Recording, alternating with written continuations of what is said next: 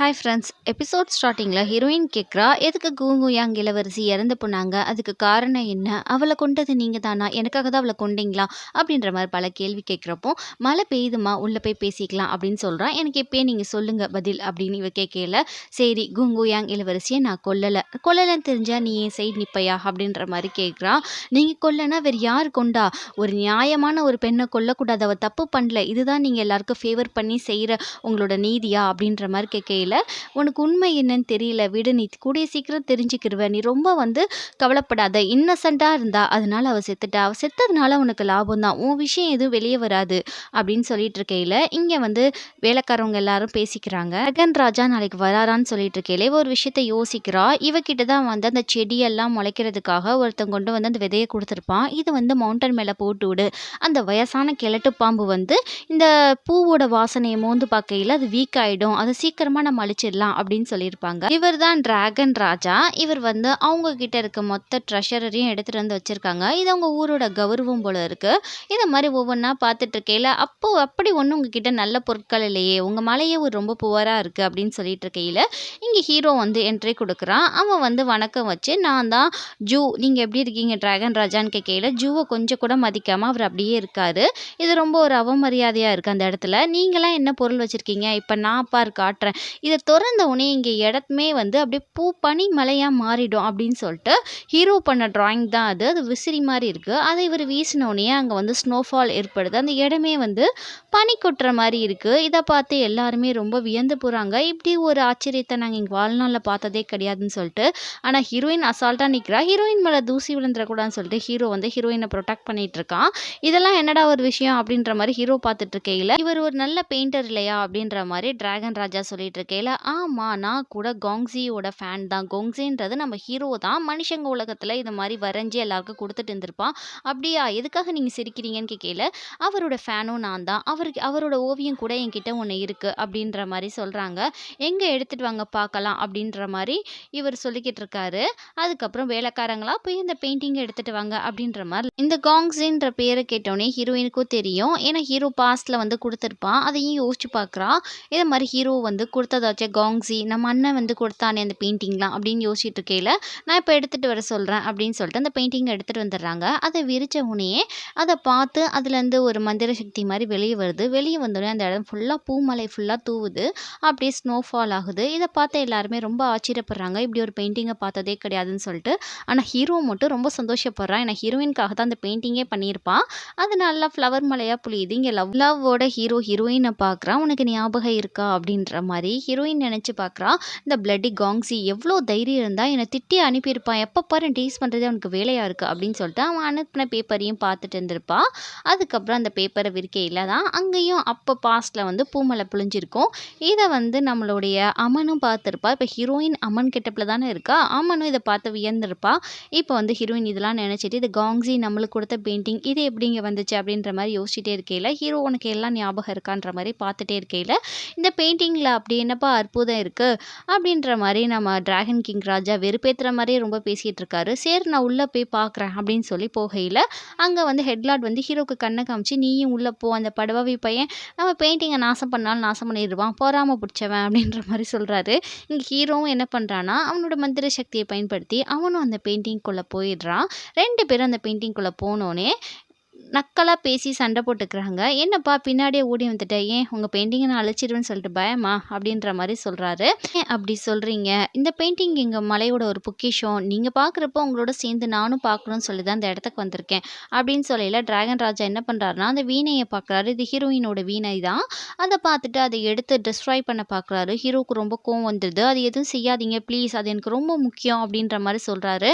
விட்டுடு அப்படின்னு சொல்லையில் டிராகன் ராஜா கேட்கவே இல்லை. 2 பேருக்கும் மாற்றி மாற்றி சண்டை நடக்கையில் ஹீரோக்கு அந்த டிராகன் ராஜாவோட பவரை தாங்கிக்க முடியல. அதுக்கப்புறம் அந்த வீணையை வச்சு பார்த்துட்டு இருக்கான். அதுக்கப்புறம் இந்த வீணையை அந்த ஆள் அத்தே போட்டுடுறாரு. உனக்கு சொல்கிற ஞாபகம் வச்சுக்கோ, தேவையில்லாமல் என்கிட்ட நீ வாலாட்டிக்கிட்டு இருக்காத, அது போக உன்னால் உன் டீச்சரையே கொல்ல முடியுன்றது எனக்கு நல்லா தெரியும் அப்படின்னு இவங்க பேசிட்டு டிராகன் ராஜா வெளியே வந்துடுறாரு. இங்கே ஹீரோ ரொம்ப வீக்காக வெளியே வந்திருக்கான். ஹீரோயின் உங்களுக்கு என்ன ஆச்சு, போகையில் நல்லா தானே போனீங்க அப்படின்னு கேட்கையில், எனக்கு ரொம்ப அவமரியாதை நடந்துருச்சு, இந்த பெயிண்டிங்குள்ளே இவன் ரொம்ப என்னை தாக்கிட்டான் அப்படின்ற மாதிரி இந்த மாரி சொல்லிக்கிட்டு இருக்காரு வெளிய வந்துட்டு. ரொம்ப இவன் பேடா நடந்துக்கிட்டான்னு சொல்லையில, ஹெட்லார்ட் திட்டுறாரு, "நீ இப்படியா நடந்துக்கிருவ? இந்த இடத்த விட்டு நீ காலி பண்ணு" அப்படின்ற மாரி சத்தம் போடுறாரு. அதோட நம்ம ஹீரோயும், ஹீரோயினும் 2 பேரும் போயிர்றாங்க. ஒரு மலை அடிவாரம் கீழ தான் நிக்கிறாங்க. சுத்தி தண்ணியா இருக்கு. இத மாரி ஹீரோ சொல்றான், "என்னம்மா, இப்போ உன்னால முடிஞ்சா இந்த தண்ணீலருந்து என்ன கீழ தள்ளி விட்டு கூட கொல்லலாம்" அப்படின்னு சொல்றப்போ, "நீங்க ஏன் இத மாரி பேசுறீங்க? நீங்க வந்து விளையாடாதீங்க" அப்படின்ற மாரி ஹீரோயின் சொல்றா. "எதுக்காக நீ விளையாடுறன்னு சொல்லிட்டு சொல்ற? எப்பயுமே வந்து நான் சீரியஸா தான் பேசுறேன். ஆனா எல்லா டைமும் நீ என்ன விளையாடுறன்ற மாரி தான் சொல்ற. எப்பயுமே ஒருத்தவங்கள என் பக்கத்துல வச்சுக்கணும்னு நெனைக்கிறேன். என்னோட பக்கமா அவங்க இருக்கணும். என் பக்கத்துல அவங்க சிரிக்கணும். எப்பயுமே எனக்கு சப்போர்ட்டா அவங்க இருக்கணும். எனக்கு மதிப்பு குடுக்காட்டாலும் சரி, எனக்கு மரியாதை குடுக்காட்டாலும் சரி, அவ எப்பவுமே வந்து என் கூட இருக்கணும்னு தான் நெனைக்கிறேன். அவகிட்ட நான் எப்ப பேசினாலும் நீங்க என்னை கிண்டல் பண்ணாதீங்கன்னே சொல்றா. ஆனா நான் ஒவ்வொரு டைமும் அவள்ட்ட சீரியஸா தான் பேசுறேன்" அப்படின்னு சொல்லையில, ஹீரோயின் தான் சொல்றான்றது ஹீரோயினுக்கு தெரியும். "எனக்கு நீங்க சொல்றது ஒண்ணும் புரியல" அப்படின்னு சொல்லையில, "உன்ன ஒரு இடத்துக்கு கூட்டிட்டு போறேன்னு" சொல்லையில, "ஸ்பிரிச்சுவல் லேம்ப் இருக்கிற இடத்துக்கு தான் கூட்டிட்டு போறீங்களான்னு" சொல்லி கேட்கிறா. மந்திர விளக்க பத்தி. இவன் எதுவுமே சொல்லல. எப்ப பாரு அதிலயே குறியா இருக்கான்னு சொல்லிட்டு, அந்த ட்ரெஷரர் ரூமுக்கு தான் கூட்டிட்டு போறான். கூட்டிட்டு போயிட்டு, "இங்க இருக்க பொருட்கள பார்" அப்படின்னு சொல்லையில, "நீங்க எதுக்கு இங்க கூட்டிட்டு வந்தீங்க? இங்க தான் மந்திர விளக்கு இல்லன்றது எனக்கு நல்லாவே தெரியும். அப்புறம் எதுக்கு இங்க கூட்டிட்டு வந்தீங்கன்னு" கேட்கையில, "இங்க மந்திர விளக்கு இல்லன்னு சொல்லிட்டு உனக்கு யார் சொன்னா? நல்லா பார்" அப்படின்னு சொல்லிட்டு, அந்த ஓவியத்துக்குள்ள ஹீரோயின புஷ் பண்ணிடுறான். அவ போய் அங்க பார்க்குறா. மந்திர விளக்கு எங்கேயாவது இருக்குமான்னு சொல்லிட்டு பார்க்கையில, அவ வாசிச்ச அந்த வீணை இருக்கு. இத வச்சு தான் அவங்க அம்மாவோட பர்த்டேக்கு அவ வந்து வாசிச்சிருப்பா. அப்ப ஃப்ளவர் மரம்லாம் வந்து அங்க நெறைய அதிசயம் நடந்திருக்கும். அத பார்த்து அவ ரொம்ப சென்டிமென்ட்டா ஃபீல் பண்றா. இத வச்சு தானே அன்னைக்கு நம்ம டான்ஸ் ஆடுனோம். நம்ம அப்பா, அம்மா எவ்வளோ சந்தோஷமா இருந்தாங்க. அதுக்கப்புறம் நம்ம நாடே அழிஞ்சு போயிடுச்சே! அப்படின்னு சொல்லிட்டு அந்த வீணை வந்து அவ ஞாபகார்த்தமா ஹீரோ எடுத்துட்டு வந்து இந்த ஓவியமே அதுக்காக தான் ஹீரோயின் கிட்ட குடுத்துருப்பான் லாஸ்ட்டா. அதுக்கப்புறம் வந்து, "நீ என்ன நெனச்சிட்டு இருக்க? இந்த வேன்போ கேட்டுக்கு வந்து ஆள மாத்தப் போறாங்க. இது என்னோட கடைசி வருகை தான் இங்க. அதனால தான் உன்ன இங்க கூட்டிட்டு வந்தேன்னு" சொல்றப்போ, "ரொம்ப தேங்க்ஸ். எனக்காக என் ஞாபகார்த்தத்துக்காக இந்த பெயிண்டிங்குள்ள இவ்ளோ வச்சிருக்கீங்க" அப்படின்னு சொல்லையில, "சரி விடு. இது உனக்காக தான் பண்ணேன்" அப்படின்ற மாரி இவன் சொல்றான். டிராகன் ராஜாக்கு என்டர்டெயின்மென்ட் ப்ரோகிராம் தான் வச்சிருக்காங்க. ஒவ்வொருத்தங்களா கொண்டு வந்து, "இங்க வாங்க டிராகன் ராஜாக்கு நல்ல ஒரு என்டர்டெயின்மென்ட் பண்ணுங்க" அப்படின்ற மாரி சில பேர ஆட வைக்கிறாங்க. அவங்க நல்லா ஆடாட்டோனே, திரும்ப நம்மளோட ஜியாங்கிய கூட்டு வந்து ஆட வைக்கிறாங்க. அவ வந்து ஹீரோயின் ப்ளே பண்ணா இல்லையா? உங்க அம்மா பர்த்டேக்கு ஒரு மியூசிக். அத தான் அவ ப்ளே பண்ணி ஆடுறா. இவ இத கூட திருடிட்டா அப்படின்ற மாரி ஹீரோயின் மொறச்சுக்கிட்டே இருக்கையில, இங்க ஜியாங்க்கு வந்து ஹீரோயின் இத டான்ஸ் பண்ண மாரி ஏன்னா அவன் பழசெல்லாம் மறந்திருப்பான் இல்லையா? அவனுக்கு லைட்டா ஞாபகம் வர மாரி இருக்கு. இவர் சொல்றாரு, "செம்மையா இருக்கு உங்க ஆள் ஆடுனது" அப்படின்னு சொல்றப்ப, "எனக்கு தெரியும். அவ சும்மா திறமை வாய்ந்தவள்" அப்படின்னு சொல்லிட்டு இருக்கையில, "நீ போம்மான்னு" சொல்லையில, அவ வந்து அந்த ஹால விட்டே வெளிய போறா.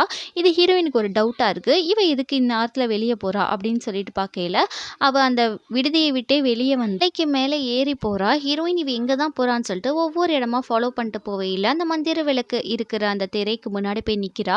அவள யாராலயும் சாதாரணமா முடியாது போல இருக்கு. இவ சக்திய பயன்படுத்தி அந்த மந்திர திரைய உடைச்சிடுறா.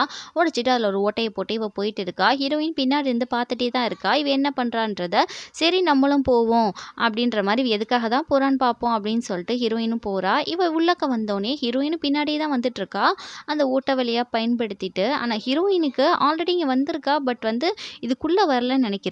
அப்போ வந்து இவ நின்னுட்டு இருக்கையில, "யார் அங்க? இங்க வாங்க" அப்படின்னு சொன்னோனே ஹீரோயின் முன்னாடி வரா. அந்த மந்திர விளக்க பார்க்குறா. "நீ என்ன நெனச்சுக்கிட்ட? என்ன முட்டாள்ன்னு நெனச்சுக்கிட்டியா? நீ பின்னாடி வர்றது கூட எனக்கு தெரியாதா?" அப்படின்ற மாரி ஜியாங்கி கேட்டுட்டுருக்கா. "சரி அதெல்லாம் இருக்கட்டும். எனக்கு வந்து இந்த மந்திர விளக்கு வேணுன்ற" மாரி ஹீரோயின் சொல்லையில, "நீ தள்ளியே இரு. இது எனக்கும் ஜியாங்கும் மலைக்கும் நடக்கிற போர்" அப்படின்ற மாரி அவ சொல்றா. "நீ என்ன வேணா பண்ணிட்டு போ. எனக்கு மந்திர விளக்கு வேணும்ப்பா. நான் எடுத்துட்டு கிளம்புறேன்" அப்படின்னு ஹீரோயின் சொல்லையில, "உனக்கு எதுக்கு மந்திர விளக்கு தேவைப்படுது?" அப்படின்ற மாரி ஜியாங்கி கேட்குறா. "அதெல்லாம் உனக்கு சொல்ல வேண்டிய அவசியம் கிடையாது. என் நாட்டு மக்கள் ரொம்ப கஷ்டப்படுறாங்க. நான் ஒரு இளவரசி. அவங்களுக்காக தான் நான் யோசிக்கணும். அத போய் நான் எடுக்க தான் போறேன். யார் வந்து தடுத்தாலும் சரின்னு" சொல்லையில, "இத மாரி உங்க அப்பா, அம்மா, உன் மக்கள் எல்லாரும் இறந்துட்டாங்க. எதுக்காக நீ இத எடுக்கணும்? இது நான் தான் எடுப்பேன்.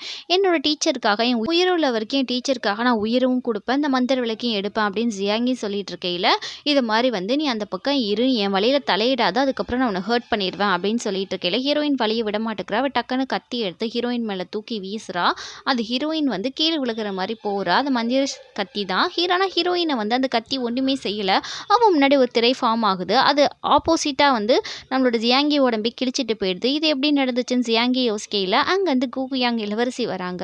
"என்ன ஜியாங்கி, என்னம்மா எப்படி இருக்க?" அப்படின்னு சொல்லிட்டு அவங்க கேட்குறாங்க. இங்க ஹீரோயின் பார்த்து, "கூங்குயாங் இளவரசி நீங்களா?" அப்படின்னு சொல்றப்போ, ஹீரோவும் அங்க வந்துடுறான். "நாங்கலாம் இந்த பொண்ணுக்கு வச்ச ட்ராப் தான் இது.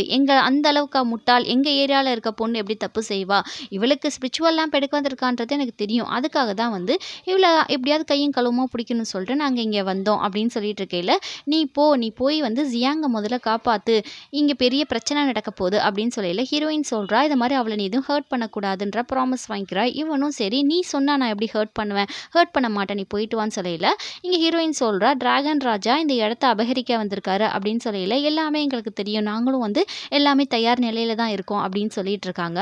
லார்ட் வந்து குன்ஃபு கலைய வந்து அப்டேட் பண்ணிட்டு இருக்காரு. இங்க வந்து நம்மளோட டிராகன் கிங் கேட்குறாரு, "என்னைய நீங்க வெளிய விட மாட்டீங்களா?" அப்படின்னு கேட்கையில, "சரி நீ என்ன நினைச்சிட்டு இருக்க? எங்க நாட நீ அமைதியா இருக்க நாட்ட அழிக்க வந்திருக்கியா?" அப்படின்ற மாரி கேட்கையில 2 பேத்துக்கும் பயங்கரமா அங்க ஃபைட் ஆகுது அந்த ரூம்குள்ளக்க.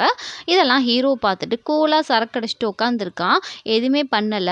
ஆனா டிராகன் ராஜா கிட்டயும் அதிகமா சக்தி இருக்கும் போல இருக்கு. அவனும் அசால்ட்டா வந்து நம்மளுடைய ஹெட்லார்ட சமாளிக்கிறான். ஹெட்லார்டும் ரொம்ப சிரிச்சுக்கிட்டே காமனா தான் அந்த ஜாலியா விளாண்டி சண்டை போட்டுட்டு இருக்காங்க.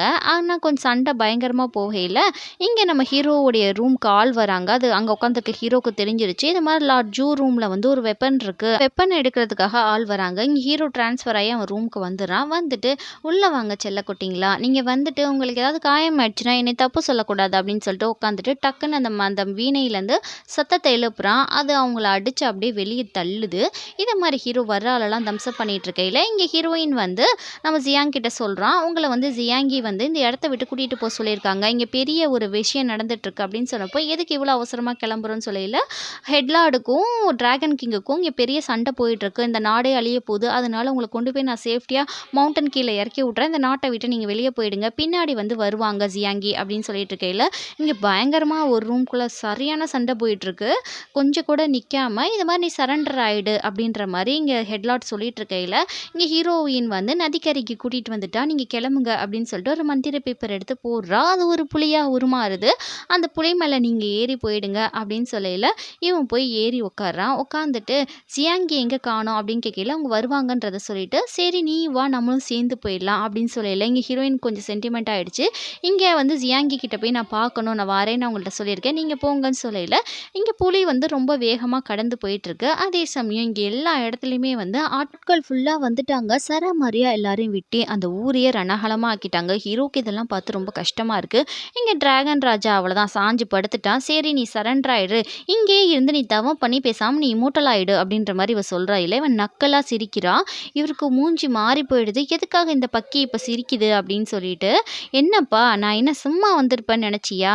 உன்னைய பிளான் பண்ணி இந்த செடிய நான் முளைக்க வச்சதே உன்னோட பவர ஸ்பாயில் பண்ண தான்." அப்படின்னு சொல்லிட்டு அவன் ஒரு மாத்திரை எடுக்குறான். அந்த மாத்திரைக்கு முன்னாடி ஒரு விஷயத்த காட்டுறாங்க. தீய சக்தி ஆட்கள் வந்து ஒரு மாத்திரைய குடுத்துருப்பாங்க. "உன்னால லார்ட் ஹெட்டையும், ஜூவையும் சமாளிக்க முடியலன்னா அந்த மாத்திரைய சாப்பிடு. இது பவர் குடுக்கும். அந்த நாட்ட அழிச்சு அந்த நாடு உன்கிட்ட தஞ்சம் அடையும்." அப்படின்னு சொல்லியிருப்பாங்க. அத சாப்பிட்டோனே அவன் மேல ஃபுல்லா ஒரு மாரி ஒயிட்டா ஆவி பறக்குது.